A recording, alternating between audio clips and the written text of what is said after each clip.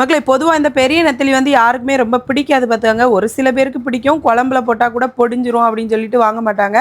விலையும் கொஞ்சம் கூடுதல் பார்த்துக்கங்க. இந்த நெத்தலி இவ்வளோ வந்து ரூ. 100. எனக்கு இந்த நெத்தலிய பார்த்தாலே நான் வாங்குவேன் பார்த்துக்கங்க. நல்லா இருக்கும் மக்களே. பொடிஞ்சாலும் பிரச்சனை இல்ல. டேஸ்ட்டு சூப்பரா இருக்கும் பார்த்துக்கங்க. இந்த நெத்தலி மீனை எப்படி குழம்பு வைக்கலான்னு தான் பார்க்க போறோம்.